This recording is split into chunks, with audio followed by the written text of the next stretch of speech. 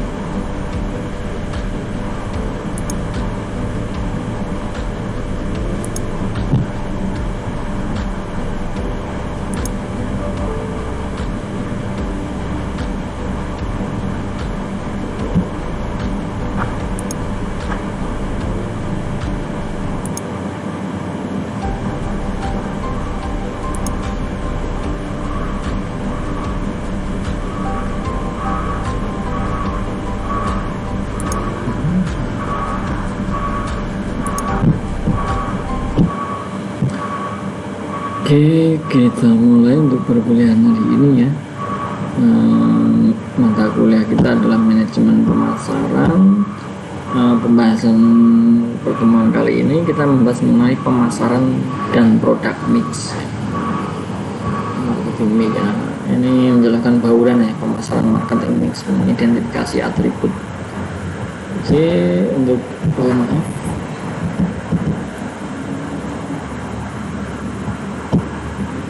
Ya, ini agak jadi uraian materi di sini yang kita bahas adalah bauran pemasaran ya. Jadi ada aspek bauran pemasaran itu adalah sesuatu yang dapat mempengaruhi permintaan perusahaan akan produk tersebut ya. Nah, dengan kata lain, bauran pemasaran ini menjadi konsep kegiatan perusahaan untuk mencapai tujuan perusahaan melalui kegiatan pemasaran yang efektif tentunya. Nah, para ahli memahami bauran pemasaran atau marketing mix ini sebagai berikut.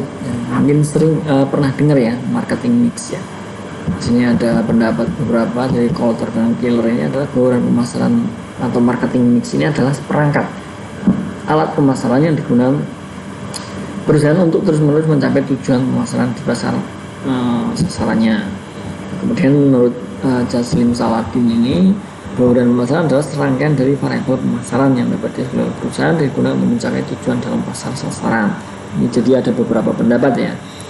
Mungkin nanti bisa dipahami, ternyata bisa disimpulkan ya. Untuk bauran pemasaran itu seperti ini. Nah, untuk yang Stanton ini, bauran pemasaran adalah kombinasi dari 4 variabel atau kegiatan yang merupakan inti dari sistem perusahaan, yaitu produk, sistem, harga, tempat, dan promosi.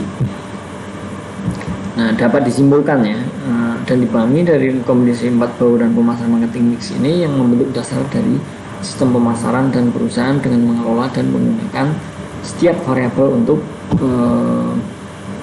mempengaruhi target permintaan pasar ya. Bauran pemasaran juga merupakan alat atau metode untuk mencapai tujuan pemasaran perusahaan.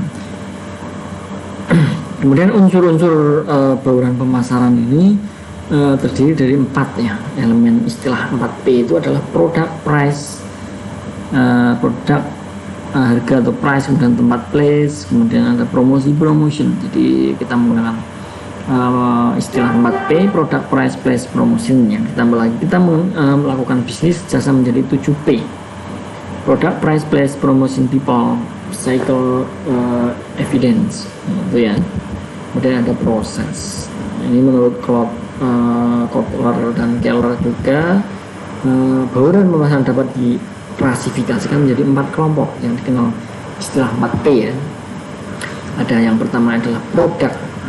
Produk ini biasanya berbentuk barang ataupun jasa ya, tergantung sesuai usahanya. Nah, ini bisa dipelajari nanti ya.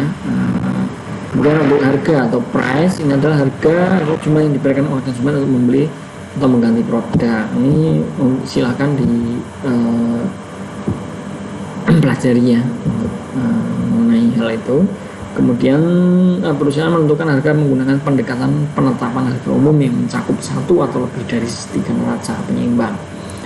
Ada cost based pricing atau penetapan harga berdasarkan biaya. Ada cost plus pricing atau penetapan biaya tambahan. Ini adalah metode yang paling sederhana, di mana metode ini menambahkan standar markup terhadap biaya produk ya. Kemudian ada break even analysis and target profit pricing atau analisis kemampuan dasar dan penargetan harga. Suatu metode yang digunakan perusahaan untuk menetapkan harga pada titik break even BIP atau membuat target laba yang akan dicari. Untuk yang B ada value based pricing, penetapan harga berbasis nilai. Kemudian ada compression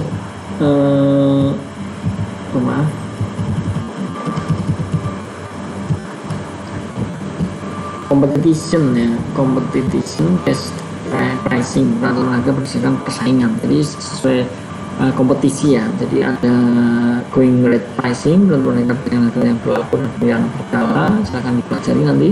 Kemudian ada scale bid pricing atau penetapan harga pengalaman yang tertutup. Jadi perusahaan menetapkan harga yang kompetitif dan tidak tergantung pada biaya perusahaan atau persyaratan yang biasa digunakan dengan pengajuan penawaran. Untuk yang ketiga ada tempat atau place. Tadi ada 4P ya atau 4P. Ini yang keempat, tempat adalah berbagai kegiatan yang dilakukan perusahaan untuk membuat produk yang dihasilkan jual, terjangkau dan tersedia bagi pasar sasaran. Seperti itu. Beberapa hal yang perlu diperhatikan ketika memilih dan penentuan lokasi itu harus dipikirkan ya. Pertama adalah kedekatan konsumen atau pasar, itu mempengaruhi ya. Tentunya perlu dipikirkan kembali apakah saya cocok untuk membuka usaha di sini misalkan. Nah itu kita perlu membuat semacam pemikiran ya. Apakah benar saya membuka usaha di sini? Kemudian bisa kita menggunakan analisis dulu ya. Kedekatan dengan sumber daya material atau sumber bahan ini bila memerlukan produksi. Nah ini juga ya, karena sumber daya atau materialnya itu apakah dekat dengan tempat usaha yang akan kita dirikan. Jadi ini akan mempengaruhi ya, terutama cost ya. Kalau ternyata ada tempat atau materialnya terlalu jauh, itu nanti akan menambah cost dan tentunya tidak bisa mendapat keuntungan yang lebih baik dibanding dengan material yang jauh seperti itu. Kemudian kondisi infrastruktur, ketersediaan fasilitas dan infrastruktur lokal seperti jalan, listrik dan lain sebagainya perlu dipikirkan kembali. Dan ketersediaan informasi program pembangunan juga ya, untuk ini diketahui informasi tentang program pembangunan dikarenakan adanya penetapan konsep tata ruang di setiap wilayah, di mana wilayah tersebut diwujudkan untuk kegiatan ekonomis dan bisnis. Ini disesuaikan ya, ada kebijakan pemerintah tentunya. Kemudian ada tenaga kerja, menempatkan lokasi perusahaan di pinggiran kota atau bahan baku sering menyebutkan untuk merekrut pekerja ya, terutama mereka yang memiliki kualifikasi yang relevan sesuai keterampilan yang diharapkan. Biaya tenaga kerja di bidang ini relatif rendah di pinggiran kota ya. Kemudian ketersediaan data juga sangat penting, bahkan jika lokasi perusahaan konsisten dengan pertimbangan di atas tentu sulit jika sumber daya keuangan yang terbatas. Nah, itu adalah 3 P yang ketiga. Nah, ini untuk P yang keempat adalah promotion. Promosi ya, merupakan berbagai kegiatan perusahaan untuk mengkomunikasikan dan memperkenalkan produk ke pasar sasaran. Dengan cara apa? Banyak sekali ya untuk itu ya. Yang pertama ada iklan advertising, kemudian penjualan perorangan atau personal selling, kemudian promosi penjualan sales promotion, menggunakan sales ya tentunya, kemudian hubungan masyarakat atau public relation juga itu salah satu sebuah promosi. Dan produk dan jenis produk ini ada ruang lingkup ya, adalah segala suatu produk yang bersifat fisik maupun non fisik yang dapat ditawarkan kepada konsumen untuk memenuhi keinginan dan kebutuhannya. 10 jenis produk dalam industri pemasaran menurut sebagai berikut ya. Ada goods, service, experience, event, person, place, properties, organization, kemudian information dan ideas. Ini bisa kalian pahami, bisa dipelajari kembali, bisa dipahami lebih lanjut ya.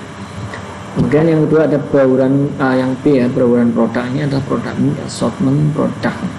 Bauran produk ini komposisi produk adalah satu set lengkap ini produk yang disediakan perusahaan kepada pelanggan. Dimensi campuran bauran dari 4 produk antara lain ada berbagai macam produk, panjang produknya, kedalaman campuran, kekuatan dan lain sebagainya. Dan ada lini produknya, analisis lini produknya, ini silahkan dipelajari nanti ya. Ini banyak sekali, silahkan sambil mungkin di review ya, boleh ya, dibuat sebuah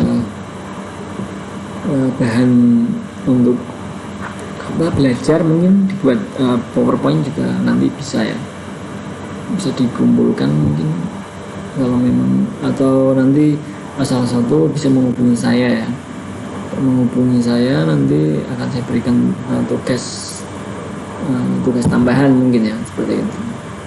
Tentunya tidak berat ya, santai saja. Ini ada klasifikasi produknya berdasarkan fitur karakteristik, ini mengenai pemasaran dan produk mixnya. Ini berbagai macam yang perlu kalian pelajari ternyata untuk mengenai pemasaran dan produk ya, tentunya. Ini tidak sembarangan untuk memasarkan sebuah barang, apalagi sudah kelas level industri, itu tentunya dengan menggunakan aturan-aturan yang sudah ada di perusahaan tersebut. Jadi tidak sembarangan kita mempromosikan barang ataupun produk kita dengan asal saja, tapi dengan tentunya ada aturan-aturan main tersendiri mengenai pemasaran di perusahaan terkait ya. Nah, ini juga ada pengemasan. Ternyata pengapa pengemasan dibutuhkan? Tujuan pengemasan adalah untuk memenuhi keselamatan atau safety, untuk kegunaan utility ya, atau utilitas. Nah, kemudian pengemasan dapat menjalankan program pemasaran perusahaan untuk meningkatkan laba ya. Label atau labeling juga ternyata sangat penting untuk sebuah pemasaran ya. Informasi dan keterangan tentang produk tersebut tentunya harus ada labelnya. Nah, ini ada aturan-aturan untuk label juga, silahkan dipelajari ya.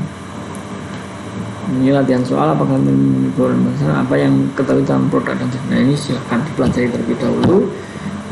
Nanti bisa disimpan ya. Ini ada daftar pustakanya juga untuk bahan belajar kalian untuk pengembangan lebih lanjut mengenai pemasaran dan produk mix ya, tentunya dengan konteks manajemen pemasaran tadi ya. Oke, seperti itu saja mungkin untuk yang saya sampaikan ya. Mungkin nanti untuk mahasiswa bisa menghubungi saya, akan saya berikan tugas tambahan ya, tugas tambahan sedikit, tugas tambahan itu tidak akan memberatkan saya rasa ya, itu sekalian dibuat untuk sebagai bahan belajar kalian. Terima kasih, seperti itu saja untuk yang bisa saya sampaikan untuk hari ini. Terima kasih untuk teman-teman semua yang sudah mengikuti perkuliahan hari ini. Semoga apa yang saya sampaikan bisa dimengerti, bisa menambah wawasan untuk kita semua tentunya. Untuk materi bisa kalian unduh di Classroom, sudah saya share di sana, silakan bisa diunduh untuk bahan belajar dan bahan pengembangan serta bahan tugas nanti tentunya. Terima kasih, saya akhiri. Wassalamualaikum warahmatullahi wabarakatuh. Salam sejahtera untuk kita semua. Selamat beraktivitas. Selamat pagi. Terima kasih.